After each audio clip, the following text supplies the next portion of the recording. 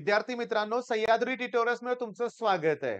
हे जे लिहिलेले व्हिडिओ आहेत ना, 20 plus questions, 30 plus marks, definition, त्यानंतर हा पार्ट 2 आहे. एमसीक्यू आणि व्हीएसएमई जे परीक्षेत आलेलेच प्रश्न आहेत, मी ते सिलेक्ट केलेत. तेच रिपीट होणार आहेत, हे पण सत्य आहे, तुम्हाला कळालंय. मग हे व्हिडिओ अगोदर तुम्ही फिनिश केले असतील. मग आत्ताचे प्रश्न डिस्कस करूया आणि पुन्हा तुम्हाला करायचे आहेत ते प्रश्न. पहिला जो प्रश्न आहे ना, मी इथं लिहितोय किंवा लिहिलेलं आहे, ते नीट लक्ष द्या. मी इथं काय दाखवतो बघा तुम्हाला, सिस्प्लॅटिन. आता हे पक्क लक्षात राहणार आहे. आपण असं डिस्कशन करतो ना, हा शब्द लक्षातच राहतो. ट्रीटमेंट ऑफ कॅन्सर हा प्लॅटिनमचा कॉम्प्लेक्स आहे. ओके. मग सिस्प्लॅटिन ट्रीटमेंट ऑफ कॅन्सर लक्षात ठेवा, एमसीक्यू येईल.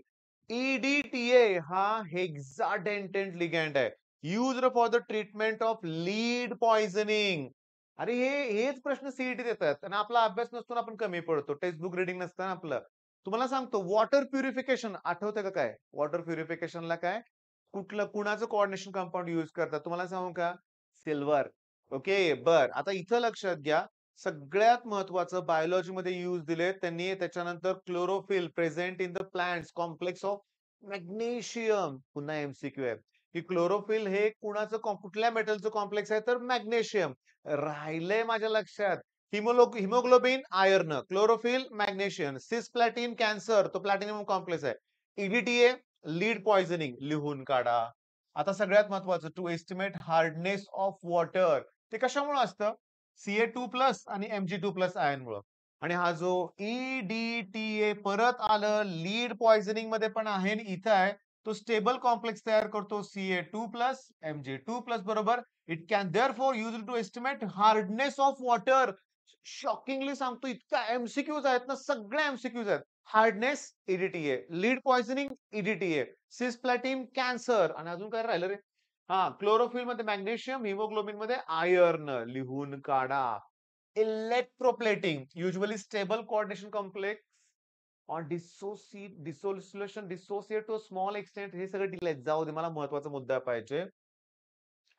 वाचून तुमच्या लक्षात येतंय का बघा. सायनाइड कॉम्प्लेक्स म्हणजे हा एक कॉम्प्लेक्स आहे, हा दुसरा कॉम्प्लेक्स आहे. Find application in the electroplating. Cyanide complex हे लक्षात ठेवा. चला मग आता व्हिडिओ पॉज करा.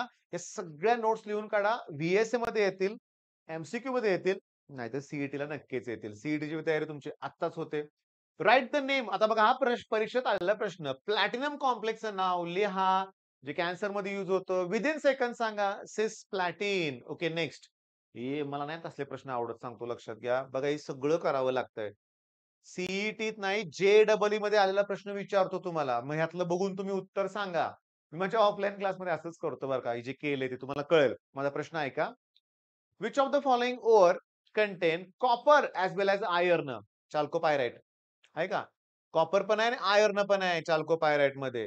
आणि हेमेटाइट कुठे आहे? Fe2O3 हे आयर्नचं ओर आहे. झिंक ब्लेंड ZnS हे त्या ह्याचं ओर आहे. पण तुम्हाला कॅलामाइन, झिंकसाइट, क्युप्राइट, चाल्कोपायराइट हे लक्षात ठेवा. सिडेराइट, आयर्न पायराइट, लिमोनाइट यांचे सगळ्यांचे फॉर्म्युले लक्षात ठेवावे लागतील रे बाळांनो.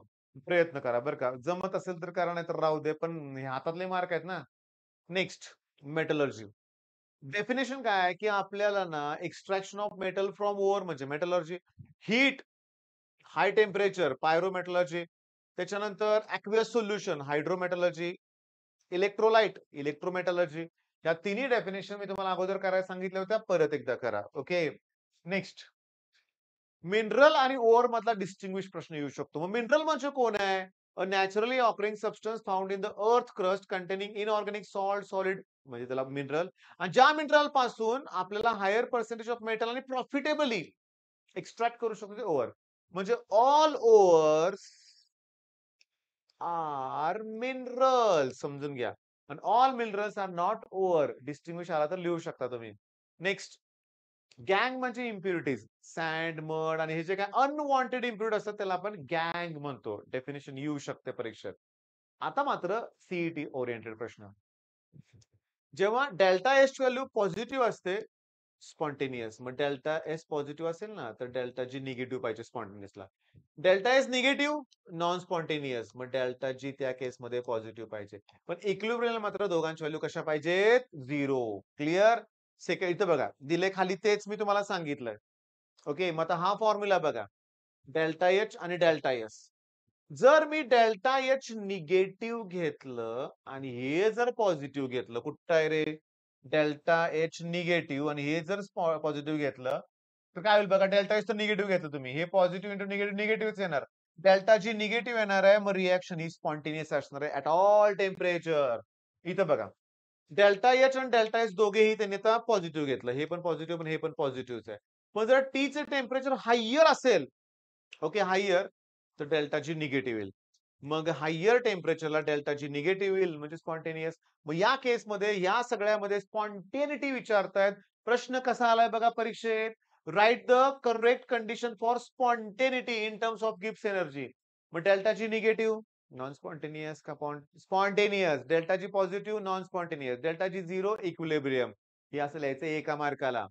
बरं, आता इथं बघा, ही जी दोन नावं आहेत ना, नायलॉन 2 नायलॉन 6 आणि PHBV, यांनी हे कोण आहेत? Biodegradable polymer. सेकंदात नाव लिहायचं. Biodegradable polymer. ऐका. Beta hydroxy butyric acid. ब्यूट म्हणजे 4 कार्बन. 1, 2, 3, 4. फंक्शनल ग्रुप इथं आहे. त्याच्या शेजारच्या कार्बनला अल्फा कार्बन म्हणायचं. त्याच्या शेजारच्याला बीटा. बीटा हायड्रॉक्सी म्हणून बीटाला OH लावलंय.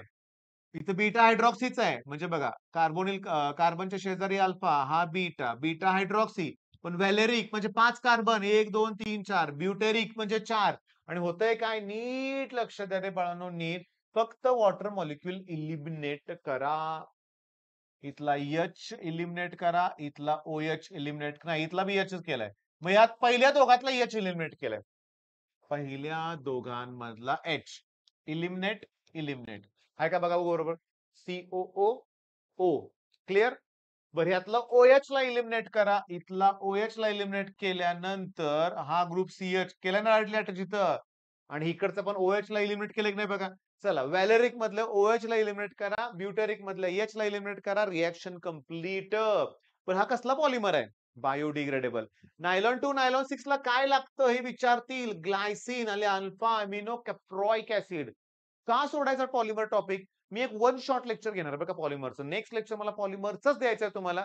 सगळ्या रिएक्शन तुमच्याकडनं प्रॅक्टिस करून घ्यायचे. PYQ सकट सगळं करायचं आपल्याला. ओके. बरं, आता हे बघा, हे homework. Nylon 6. Epsilon amino caproic acid use होतो ना त्याच्यामध्ये. त्याच्यानंतर नायलॉन 6,6. ऍडिपिक ऍसिड आणि हेक्सामिथिलीन डायमाइन. टेरिलिनला बघा काय आठवतंय का? मेलामाइनला आठवतंय का बघा? हे सगळं टेबल कंप्लीट करा. हे वरचं पण क्लासिफिकेशन करून टाका. ओके. हे झिग्लर नाट्टा कॅटलिस्ट कुठं यूज होतो? High density. मग लो डेन्सिटीला ट्रेसेस ऑफ ऑक्साइड. ह्या गोष्टी लक्षात ठेवा. ओके. मग हा व्हिडिओमध्ये जेवढा पोर्शन दिलाय तो कठीण आहे. ते सगळे पॉइंट्स लक्षात ठेवा. All the best.